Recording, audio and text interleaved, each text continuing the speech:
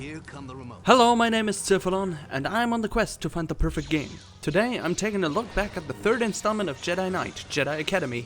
The action game from the year 2003 has overwhelmingly positive feedback on Steam, and unlike the first two games, you're not playing as Kyle Katarn, but as a complete new customizable student in Luke Skywalker's academy. And here are some points that made this game really good. Done! Nice work, Ro.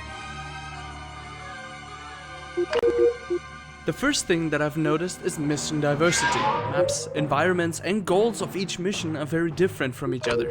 In one, you may be dissolving Imperial bombs of a power station on some moon.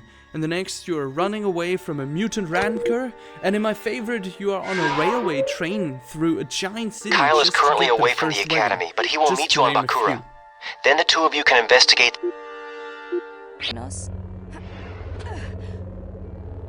I will destroy you. As the second point, and for a Jedi Knight game should stand out, is the sword fighting. It feels great, there are a lot of options. With a single lightsaber, dual or double lightsabers to fight, you can just run around through almost the whole game just using your lightsaber. Except for one mission in which your lightsaber isn't available.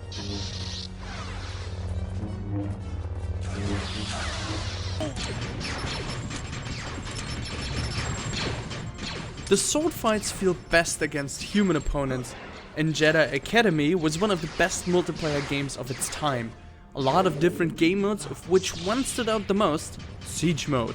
The community was amazingly big and involved in modding and creating new maps and skins. This was tons of fun. Find anything on Hoth? Nothing. They must have already taken the Force energy from there. Just as others have reported. Bespin. Another point is the story. Even though the game has only about 20 missions, the story is well put into your single player experience. First, it's something you're passively involved in during your missions. Then, as you get stronger, you take a more active role in it and fight alongside a Luke Skywalker and the Kyle Katarn. Well done. Imperial outposts. I'll see what I can find out. Very well.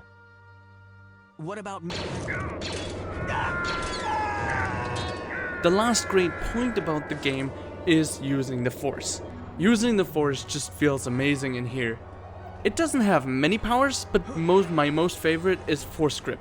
Having it on level 3 gave you the ability to throw your opponent off a cliff, a bridge, or just smacking him into the wall. This was great fun. You're doing great, Jaden. But there were also some things that left me disappointed back in the day. The first thing to say here is probably character customization, which was even back then fairly limited. You can only choose some humans and a Keldor, for example, and a Twi'lek, but again, the game makes up for it, and in the end this doesn't affect your experience a lot, but creating your own alter ego could have been just a bit more diverse. On another note, the lightsaber fights can feel kind of random, but mostly only against computer-controlled lightsaber using opponents. The behavior is sometimes clunky and unpredictable. Sword fights against human opponents feel much better, which is probably why the multiplayer was such a great and better experience than a single player.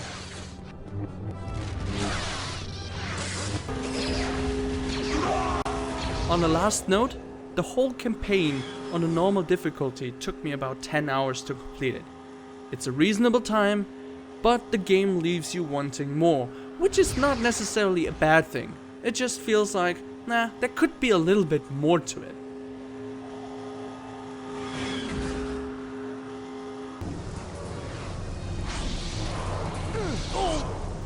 Okay, it's time for the conclusion now.